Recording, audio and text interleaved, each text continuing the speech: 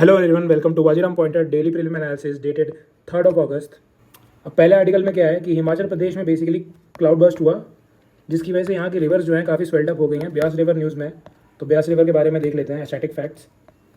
तो इस रिवर का ओरिजिन कहाँ पे है, पहले तो फ्लो देख लेते हैं। ये हिमाचल प्रदेश प्लस पंजाब में फ्लो करती है और ओरिजिन है इसका रोहतांग पास में। रोहतांग पास कहाँ पे है? एचपी में, हिमाचल प्रदेश में। अब रोहतांग पास से कैसे याद रखना है कि देखो, रोहतांग का रो का मतलब हो गया रू, ठीक। और आपने एक टर्म सुना होगा, बेबी को क्या बुलाते हैं? बे, बिफोर एनीवन एल्स। तो बे की रू, ठीक, ऐसे याद रहेगा। यहाँ से ओरिजिन है। और ये और उसके बाद क्या है, रोहतांग पास के बारे में देख लेते हैं। ये किसको कनेक्ट करता है? ये कुल्लू वैली को कनेक्ट करता है हमारा लाहौल एंड स्पीति से, वैली से। अब लाहौल एंड स्पीति वैली कहाँ पे है? ये भी हिमाचल प्रदेश में ही है। तो कुल्लू और लाहौल एंड स्पीति को जोड़ता है रोहतांग पास, ठीक। और ये जो ब्यास रिवर है, ये हमारी कुल्लू वैली से फ्लो करती है और कांगड़ा वैली से फ्लो करती है। ये दोनों ही हिमाचल प्रदेश में है। ये देखो, जो ये रहा कांगड़ा वैली जो मैंने बताया था, और ये रहा हमारा पौंग डैम, ठीक। ब्यास रिवर ये ऑलमोस्ट बॉर्डर पे है, ये पंजाब और इसके हिमाचल प्रदेश के। और इस पौंग डैम को बुलाते क्या है? महाराणा प्रताप रिजर्वायर भी बुलाते हैं, ठीक। अब ये ब्यास रिवर जाके देखो कहाँ मिल रही है, यहाँ हरिके में मिल रही है, हरिके में। अब हरिके भी एक वेटलैंड है, ये रामसार का वेटलैंड है, और ये पंजाब में है।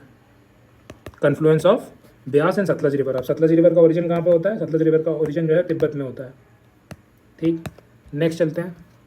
अब दो हिस्ट्री वाला पोर्शन बता दूँ कि इसका एंशिएंट नेम क्या था। इसका एंशिएंट नेम जो है वो विपासा रिवर है, विपासा बोला जाता है वैदिक पीरियड में। और ये इवन ईस्टर्न एक्सटेंट था जहाँ तक अलेक्जेंडर आया था, ठीक। इसका क्या है, अलेक्जेंडर क्यों नहीं किया था? क्योंकि इस टाइम पे पाटलिपुत्रा में जो नंदा डायनेस्टी और मौर्यास को भी माना जाता है, ये दोनों रूल करते थे। और ये बेसिकली ये एलिफेंट से लड़ते थे, तो डर गया था अलेक्जेंडर, ठीक। बाकी इसकी इंपॉर्टेंट ट्रिब्यूटरीज देख लेते हैं। तो देखो, एक तो लूनी रिवर पढ़ोगे आप, ये दूसरी लूनी है। एक लूनी वो गुजरात वाली है, वो अलग है, ठीक।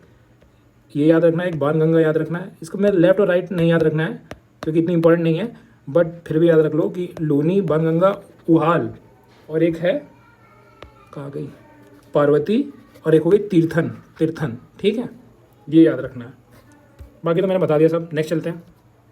ये आर्टिकल वैसे तो इतना इंपॉर्टेंट नहीं है, ग्राफीन वाला, और इसमें बस बताया गया कि मून के सॉइल पे इस पर तो रोज ना कुछ मिलता ही रहता है, तो इस पर ग्राफीन मिला है मून के सॉइल पे। इतना इंपॉर्टेंट है, बट ग्राफीन की कुछ प्रॉपर्टीज़ देख लेते हैं जो कभी क्वेश्चंस वगैरह में आ गई तो याद रहे कि ये एक्सेलेंट कंडक्टर है हीट का और इलेक्ट्रिसिटी का, और ये थिनेस्ट मटेरियल अभी तक माना जाता है। और इसकी वजह से क्या होता है कि सरफेस एरिया जो है इसके वॉल्यूम के कंपैरिजन में ज़्यादा हो जाता है, इसीलिए इसको कैपेसिटर के तौर पे या फिर सुपर कैपेसिटर के तौर पे यूज़ करते हैं बैटरीज वगैरह में, ठीक है। तो ये याद रख लो कि थिनेस्ट है, इस वजह से इसमें यूज़ होता है। और ये स्ट्रॉन्ग बहुत होता है, इवन स्ट्रॉन्गर दैन स्टील। ये देखो, हाई सरफेस एरिया वाला आ गया पॉइंट। बाकी इसमें कुछ काम नहीं का नहीं है भाई, इतना जान लो कि ये हीट और जो इलेक्ट्रिसिटी है बहुत अच्छे से कंडक्ट करता है, इसलिए इसको हीट सिंक की तरह भी यूज़ करते हैं, और कॉपर से बेटर इलेक्ट्रिसिटी कंडक्ट करता है। नेक्स्ट चलते हैं। अब बांधवगढ़ टाइगर रिजर्व न्यूज़ में क्यों है? क्योंकि यहाँ पर टाइगर्स की डेथ हो गई है, ठीक है। तो इसके बारे में थोड़ा फैक्ट्स देख लेते हैं। रिवर कौन सी पास होती है इससे? रिवर पास होती है यहाँ से चरण गंगा रिवर, चरण गंगा, ठीक। और एक और रिवर याद रखोगे तो ये है जोहिला रिवर, एक और रिवर है जोहिला रिवर। ये किसकी ट्रिब्यूटरी है? एक कमेंट में बता सकते हो तो बताओ, ठीक।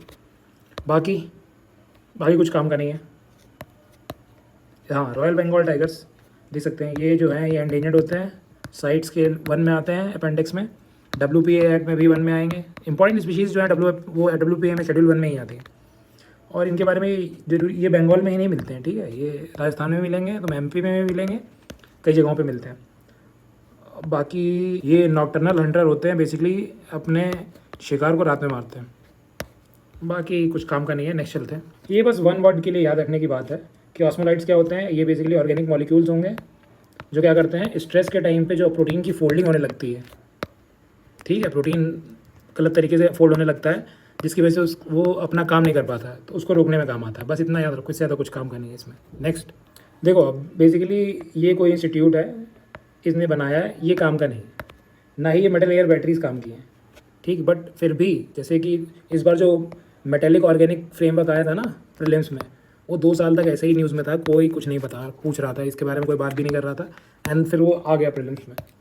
तो ऊपर से देख लो, थोड़ा बहुत याद रह गया। अगर बाई चांस अगर आ गया तो ये इनका फ़ायदा क्या होता है कि इनकी एनर्जी डेंसिटी जो है वो हाई होती है लिथियम बैटरी से। एनर्जी डेंसिटी का मतलब ज़्यादा स्टोर कर सकते हैं एनर्जी विदाउट गेटिंग डिस्चार्ज। ठीक, ये रिसाइक्लेबल होते हैं, तो क्या है इनको स्केल करना ईजी है कि प्रॉब्लम नहीं है ज़्यादा। तो ये लार्ज स्केल पे बनाए जा सकते हैं, एनर्जी डेंसिटी भी हाई है, तो बेटर बैटरीज हैं। बाकी चलते हैं आगे नेक्स्ट।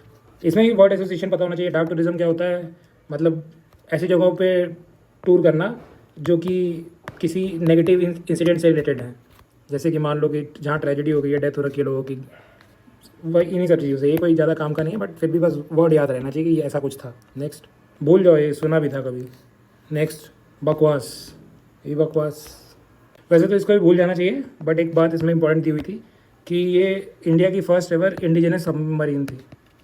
ठीक है, ये 1980s की बनी हुई है, इसका प्रेजेंस में 0 चांस है। चल की नेक्स्ट क्या, that's it for today, thank you.